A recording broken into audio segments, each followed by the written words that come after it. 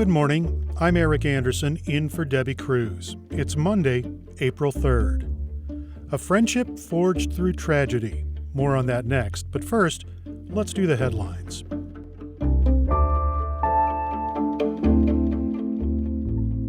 The San Diego County Board of Supervisors will decide on May 2nd how to fill the vacancy created by Nathan Fletcher's resignation.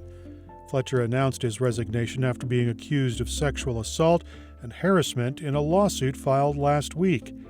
His resignation is effective May 15th. Board Chair Nora Vargas said in a statement that the process and timeline of how to fill the seat will be determined at the May meeting.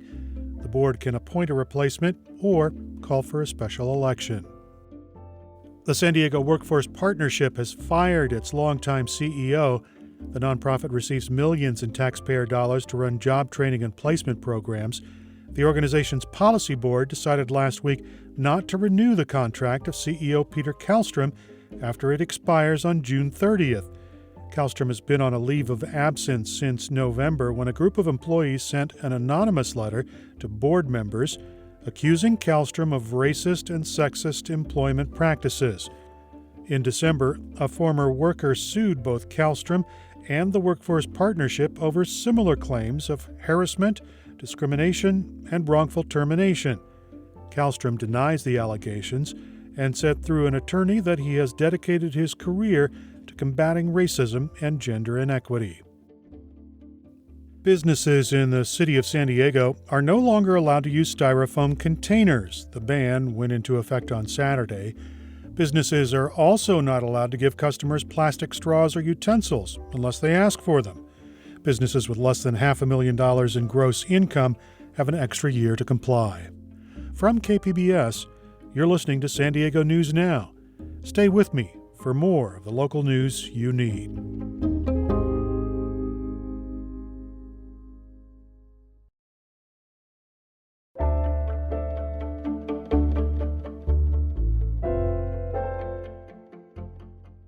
The mother of a woman who died in a San Diego County jail rallied for justice for her daughter last week. A local advocate helped out. Reporter Kitty Alvarado talked with them about their unexpected friendship and the change one jail death created. We love him. He means so much to us. Yusuf Miller and Paloma Serna have a friendship that was founded in tragedy and loss. The death of Paloma's 24-year-old daughter, Elisa, inside a San Diego County jail in 2019. If it wasn't for you, Yusuf, we would just be sitting at home because I would have just took the deputy's word that, she died of an overdose, which I always dreaded. Paloma says she watched her daughter die on video recorded inside the jail. What really haunted me is that she was pregnant. That really haunted me. She was pregnant and she wasn't, there's no record of her eating. She was asking for help, begging for help. Every time she had a seizure, they never went in there to check on her. They just left her there. Investigations into her death state Elisa was having drug withdrawals, and during one of those seizures, she hit her head and collapsed on the concrete floor. Miller says it gets worse. She was neglected further so long that she had rigor mortis when they came in. She was neglected to death. He said the San Diego County Sheriff's Department handed their file to the Citizens Law Enforcement Review Board. The board issued their own initial recommendation about the deputy. We didn't think there was a policy that applied. We believed that they basically referred to and deferred to medical personnel. That's Paul Parker, the executive officer of CLRB. He says their hands were tied when it came to Dr. Frederic von Lintig and nurse Danielle Pasqua, who were supposed to be caring for Elisa in the jail. And unfortunately, CLRB has no jurisdiction over medical personnel. We mobilized the community to show up to the CLRB to express our disappointment that no one is being held accountable. Yusuf kept on pushing the CLRB to look at the case again. And they did, and they found a procedural misconduct and that the deputy had an obligation to do something. The district attorney did charge Van Lintig and Pasqua with involuntary manslaughter after that recommendation. Miller says Elisa Serna may have died before giving birth to her second child, but she did give life to a movement, the Saving Lives in Custody campaign. And through that, they have effected change. A state audit was launched after her death that showed the county's jail deaths have been the highest in the state for nearly 2 decades. And the community was exposed to the system which took the life of Elisa Serna and Gilbert Gill and Omar Arroyo and Saxon Rodriguez. And people were saying, maybe my loved one. And Sheriff Kelly Martinez is now putting in place many of the recommendations that came from it. Parker says her death also had an impact on their organization. Her death opened my eyes. Her death strengthened my resolve to attempt to obtain jurisdiction over medical service providers so that nothing similar happens in the future. And there's a state bill called the Saving Lives in Custody Act that also pushes for jail reform. Elisa Serna's case was so powerful that it went from grassroots all the way up to the state level, and we had no idea that it would go this far. We just put our heart and soul in it. Paloma says it was how 2 strangers with only seeking justice for a jail death in common struck a bond. He's family. He is family. Paloma says to many, her daughter was a throwaway, whose life and death didn't matter. But thanks to Miller and those willing to listen, she didn't die in vain. You know, us parents, we have already their future planned out, We always want them to do well in life. And it's just sad that in her death, Miller and Paloma are still fighting to get the deputy charged as well. And she believes real justice would mean the life of her unborn grandchild would matter too. they should be charged with 2 deaths in this case. The San Diego County District Attorney's Office tells KPBS News they cannot comment on the case or if others will face charges. What do we want? Kitty Alvarado, KPBS News. Chula Vista voters approved the Measure A sales tax in 2018, which funded the hiring of more than 100 public safety personnel. Now the city is using those tax revenues to buy more police cars and drones. Reporter Gustavo Solis has the story. Now that Chula Vista has hired dozens of police officers, the city is using Measure A tax revenues to buy more police vehicles and expand the police drone program. These expenses have widespread support from the city council, but not everyone in the community is happy with this public safety spending. Is what the city of Chula Vista doing with public safety sustainable and at what cost? That's Russ Hall. He led the opposition movement against Measure A. What are we giving up? Hall points out that roughly 75% of the city's general fund net costs are spent on the police and fire departments. He says that comes at the expense of other services, like keeping libraries open after 5 p.m. on the weekends. Gustavo Solis, KPBS News. Coming up, we hear from the man behind a play at the Old Globe, who also happens to be directing Spider-Man. We'll have that story and more just after the break.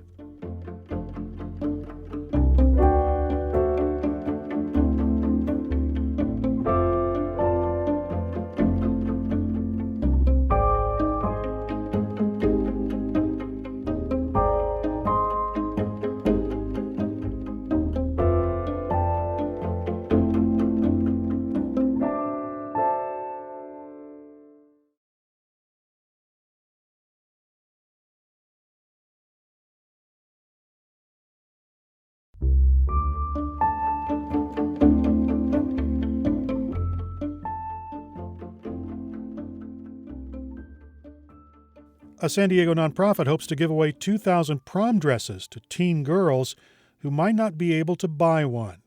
Reporter Claire Strong has the story.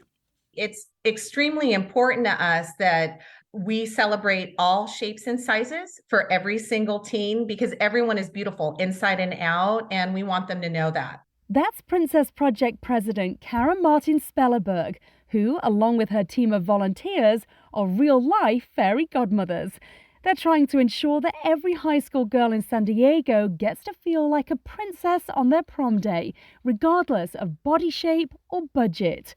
All teens need to do to qualify is bring along their school ID. Martin Spellerberg says they're also encouraging girls to pay it forward. We're all about circular fashion and sustainability because you're going to wear it once, enjoy that dress, feel beautiful and amazing in it. And if you'd like to donate it so that someone else could use it, we would absolutely love and appreciate that. Students can choose a free dress and accessories from the Princess Project store at Westfield Mission Valley Mall or at 6 pop-up shops located in local libraries. proof that fairy tales can be real. Claire Strong, KPBS News. One big event currently running on stage in San Diego is the play The 19th. It's having its world premiere at the Old Globe and is about the iconic moment when two Black American athletes raised their fists from the winner's podium at the 1968 Olympics. Kemp Powers is the play's author. He's also known in the entertainment industry for writing One Night in Miami, the story of a fictional meeting between Malcolm X, Muhammad Ali, Jim Brown, and Sam Cooke. He co-wrote and co-directed Pixar's Soul, and he was also brought on to direct Spider-Man Across the Spider-Verse, coming out this summer, and Beyond the Spider-Verse. Powers spoke with arts producer Julia Dixon Evans about the 19th. He started by talking about the inspiration for the play. The story of the 19th is really special to me because it's a history that I have to admit I didn't know much about outside of that very iconic photo. That being the Olympic protest in 1968 by Tommy Smith and John Carlos, and also actually Pete Norman, who supported them. And it's something that's always kind of been a symbol of Black protest. When I started digging, being a former journalist, when I started digging and doing a little bit of research into what went on in the moments leading up to that, as well as what happened after that protest, I guess it just got me thinking about what it means to make a heroic gesture, and what the cost can be, not just to the people who make that gesture, but to those who care about them, their families, and their friends. And it spoke to me about things like allyship and what it takes to really be brave. So these two men that you told us about, this was the 1968 Olympics in Mexico City, the two Black sprinters who raised their fists in protest. It was on the medal podium. What was it that they were calling attention to with their protests? Well, leading up to the Olympics, there was a lot of talk. The Olympic Project for Human Rights was basically considering boycotting the Olympics if they did not expel Rhodesia, which is today's Zimbabwe, and South Africa from the Olympic Games because of their apartheid policies. Those two countries did end up getting expelled from the 68 Olympics, but a lot of athletes basically thought that it was still important to make a gesture because there were lots of demands that the group had made, everything from the hiring of more Black coaches to the reinstatement of Muhammad Ali's boxing title. So there was a lot of rumbling about athletes making some kinds of gestures. And of course, the biggest gesture we remember was that the raised fist of John Carlos and Tommy Smith. And I think the idea, at least as I explored in the play, was the idea that, they do it and everyone else follows suit. But in reality, what happened is both Tommy and John Carlos were expelled from the Olympic Village within a couple of days. And most other athletes pretty much fell in line, and there was hardly any other protest. There was like one or two much smaller gestures at those Olympics, but that was pretty much the end of it. And for athletes, it's so complicated to speak out. How do you think this impacted John Carlos and Tommy Smith on a human level? And I guess also, how did you find hope telling their story? Well, I mean, both of them have spoken at length publicly about their lives after it. Both of them have actually written their own autobiographies, but they had to suffer in their personal lives, professional lives, and in their mental health suffered pretty dramatically because of that. And I think when that example is made of people who speak up, it's very effective at making a lot of other people afraid to speak up in the same way. And what is inspiring to me is that, people still do speak up and stand up, despite the pretty much the acceptance that doing so is going to put them in the crosshairs of very, very many people. I mean, they did this back in a time before social media. It also gives me inspiration because both men spoke so lovingly throughout their lives of Pete Norman, the Australian runner who supported them by wearing a button. And I think another big element of this story is what it means to be an ally. what it means to really be an ally, because in many ways, Pete Norman suffered almost as much as them without even having raised a fist. Just speaking in support of them and wearing a button, he was not invited back to the Australian Olympic team and was pretty much ostracized almost equally. So, I mean, but again, it's something that until the later years of his life, when he passed away, he always spoke of with pride and with no regret whatsoever. So those are things that really, inspire me about what happened. That's it for the podcast today. As always, you can find more San Diego news online at kpbs.org.